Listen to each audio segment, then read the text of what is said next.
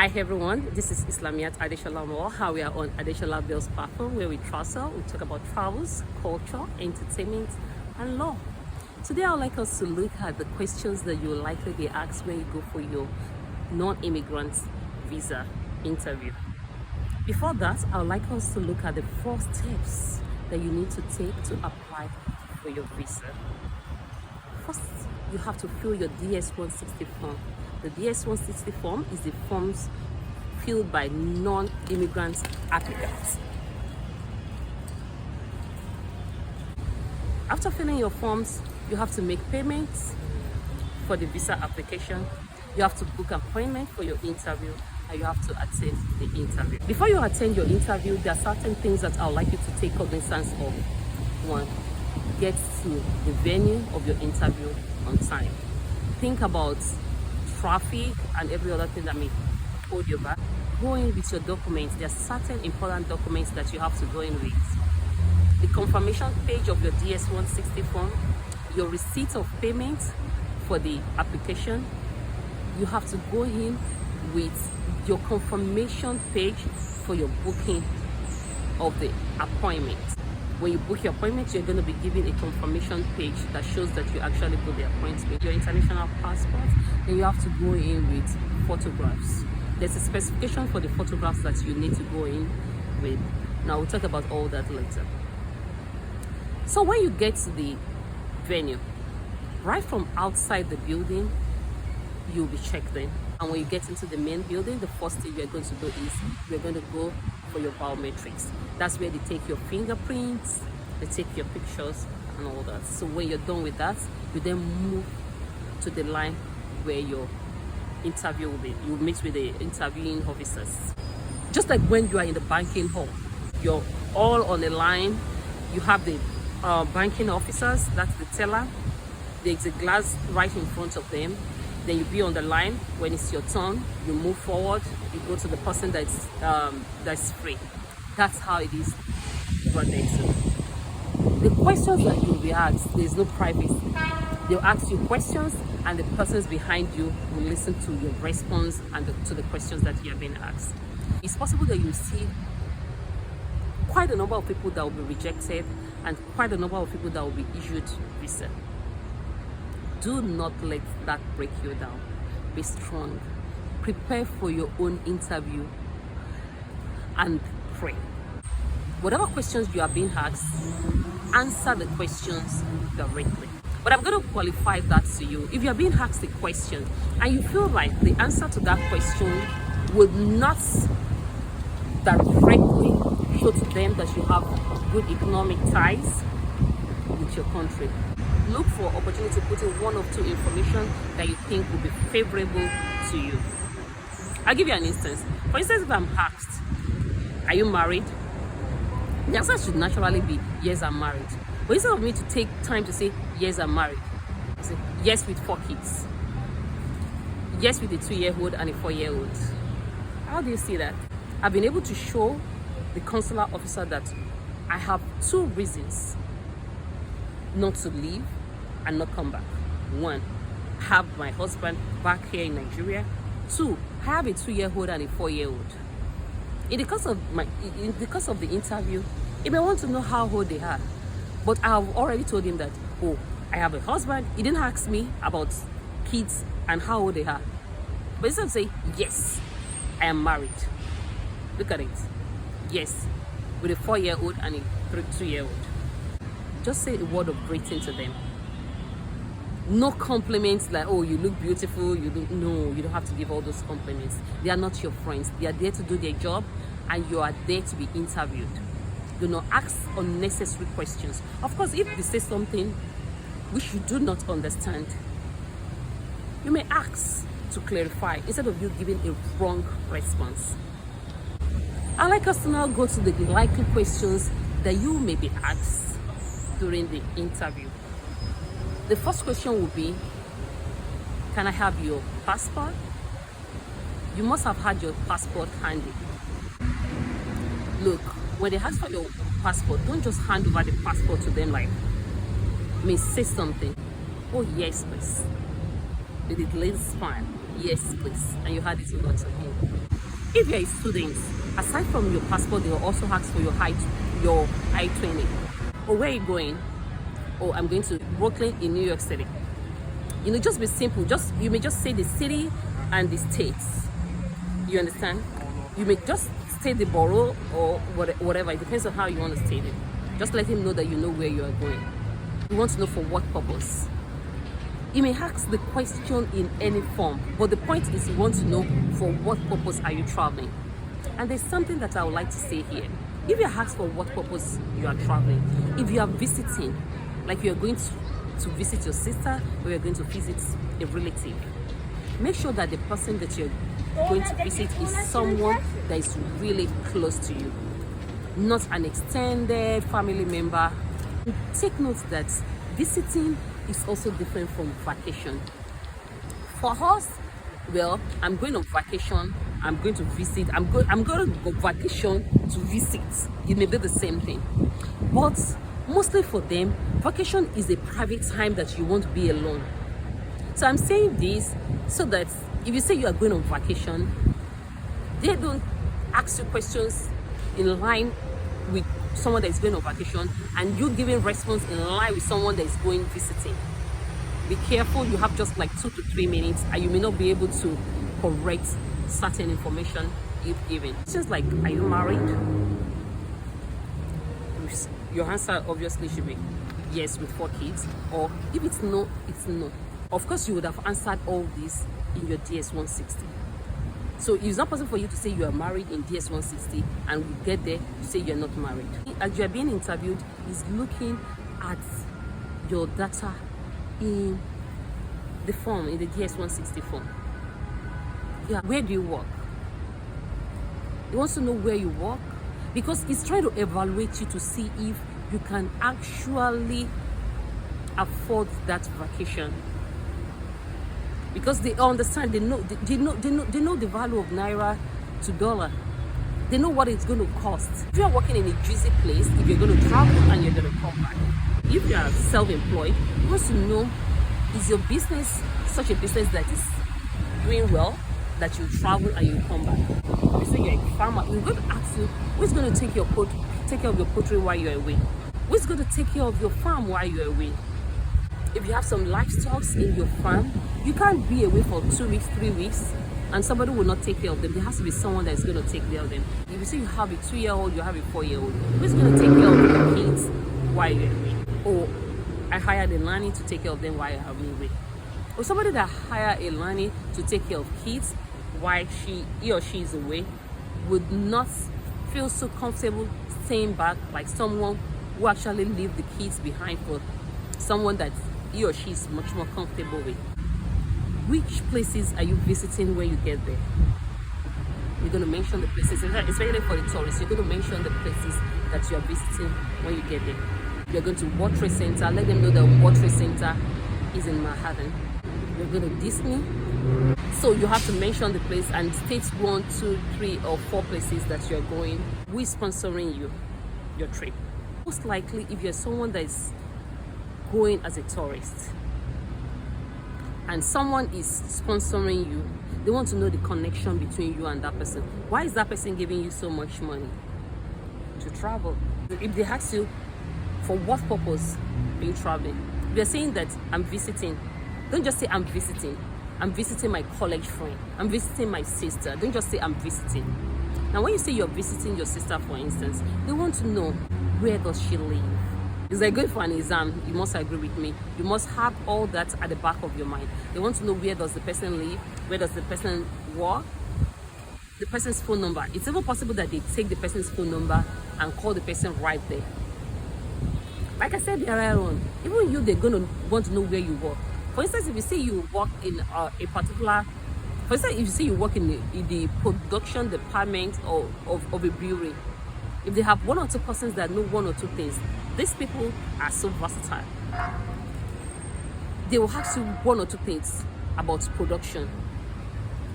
I've had someone who said something like that he said he was working in Nestle, and they asked him, how do they do this and this there?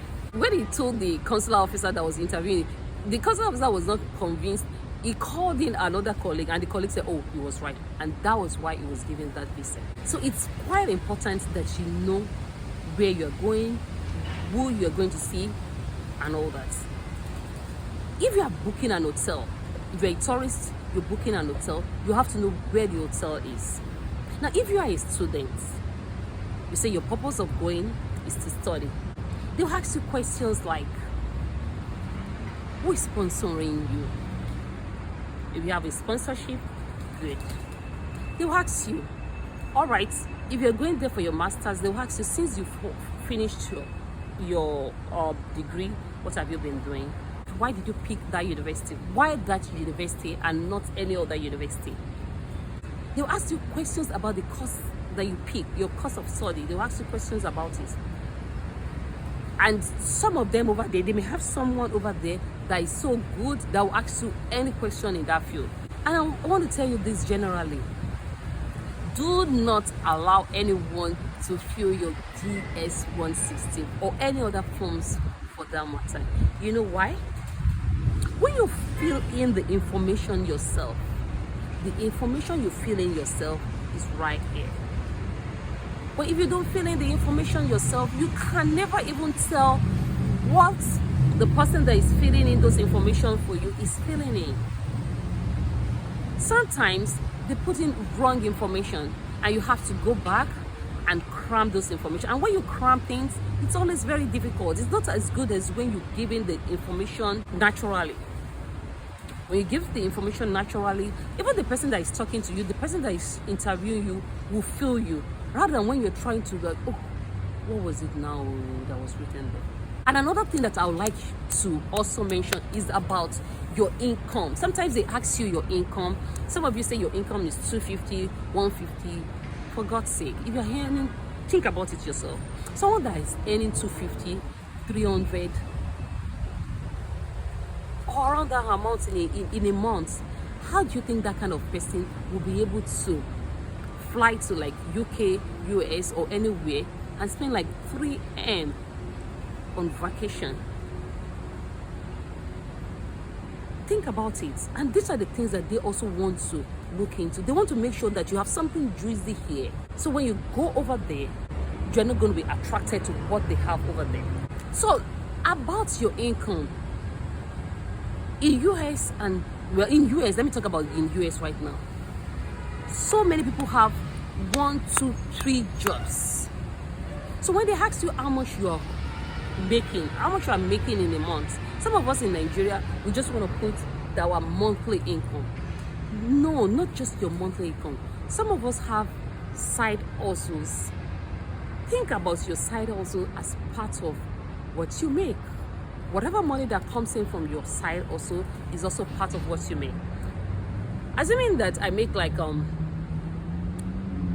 million, or let's say I make like 5 million, or I make like 10 million as my side hustle in a year, and maybe I have a job that pays me just 150,000 per month. So what you're going to do is that's your 10 million, you divide it by 12. Whatever you get, you add it to that your 150. That's your income. So if you see someone that earns like 150 comes to me, and someone that earns like 750 comes to me, I'll look at someone that earns like 750 or 1 million, or someone that earns like 600. Like, well, this person should be able to afford it.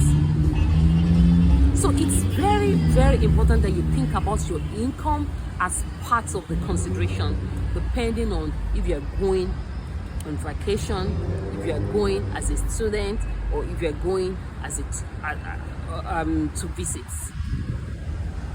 as a religious worker. Are you being sponsored, or are you sponsoring yourself? If you're sponsoring yourself, then you should be able to show that you have enough money to travel, come back, and still be comfortable.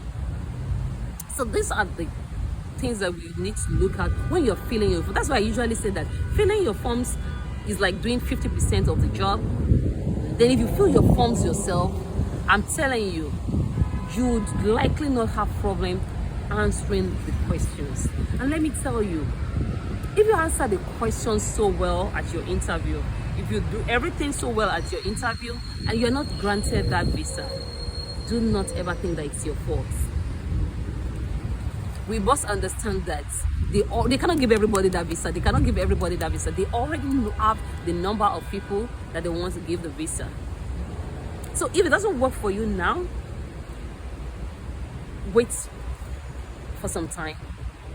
Look at the reason that they give. Look at the reason that they give and see if your circumstance has changed. If your circumstance has improved. For instance, maybe you were earning like 500,000, or maybe you are earning like 400,000, and that particular officer does not believe that that will be enough for you to travel. You may actually go there, maybe in like 3 months' time, or in like a month, it depends, maybe like a year's time. If you feel that your circumstance has changed, you change your job, you have a better job now.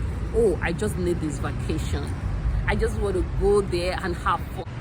Maybe you were single and you feel like, oh, okay, I'm married now. This should improve my circumstance. Let me go and try it. But what the consular officers normally say is that it is actually not whether you are married or whether you have money or whether you have business or whether you're working that actually convince them to give you this visa. But come, if they don't look at all this, if all of these are not what they look at, then what do they look at? Then why do they even care about all this information anyway? Listen very well. Do not bother about the accent of the consular officer or about your own accent. If you're someone who do not understand English language, you can ask for an interpreter. You would have asked for an interpreter during your application. An interpreter will be provided for you. It could be in English, Igbo, or whatever language. An interpreter will definitely be provided for you. So if you're not good at all in English language, but if you're good, if you understand English language, I can assure you, you understand it when they speak to you, you understand.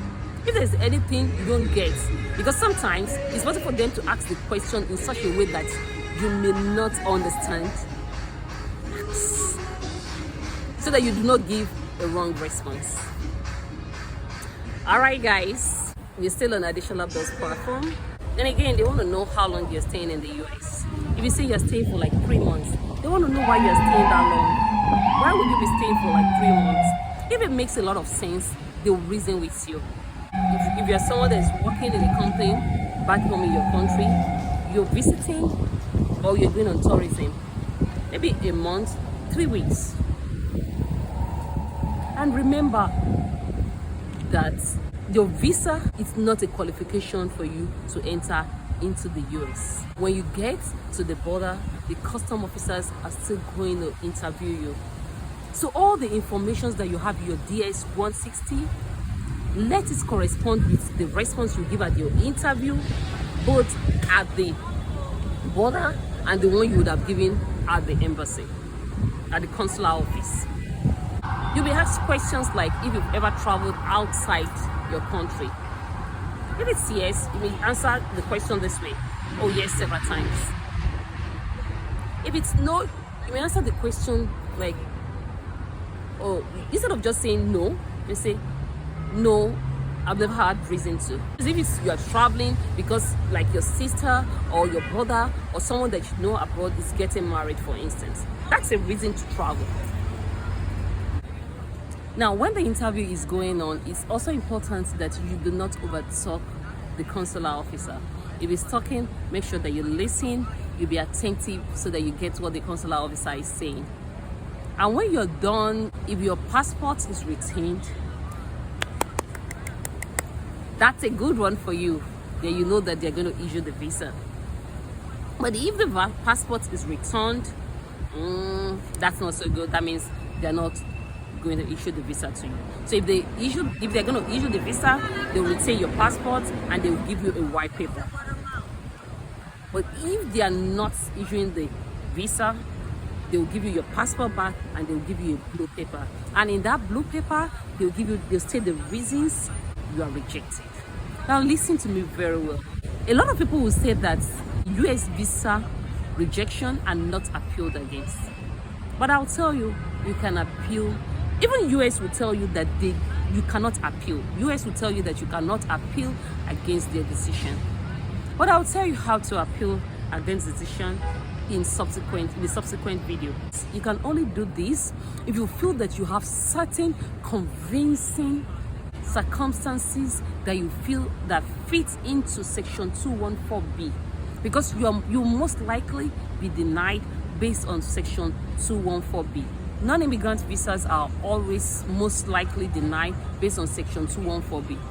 They do not believe that you're coming back to your country, because during the interview they want to know if you're a criminal. They will most likely not ask you questions about whether you're a criminal or not. You have answered that question, and if they want to know if you're a criminal, there are ways for them to get to know if you're a criminal. Now they ask for your social media handle and all that. They will likely, although they say they don't look at the social media handle, but I feel like they will most likely look at your social media handle to know what you've been into, what are the kind of messages that you post, what are the kind of messages that you forward, you share all around. So this would help them to know one or two things about you. And even if after you're being issued that visa, they can still withdraw the visa from you if they feel that they made a mistake, you're not such a person that they're supposed to issue the visa to. So guys, I'm going to leave a link below where I'll put all the likely questions that will likely be asked when you go for your interview, whether you're a student, whether you're going as a tourist, whether you are going there to visit, as a journalist, as a politician, whatever you're going for. I'll leave a list of the likely questions. They may actually, it depends on the person that is interviewing you. You see, every interview is as unique as every applicant. So the person that is interviewed, it also depends on the consular officer. They'll look at your information, they'll look at where they feel that they should ask you questions. Like for instance, anybody that's checked yes for any of those security questions, you will see that they will likely ask you a question in that line. So guys, thank you for watching this video. Information is power. For more tips on travel, culture, entertainment, and law, please stay tuned to this platform. And if you have questions, do not forget to leave them in the comment section below. Like, subscribe, share, and comment. Thank you guys.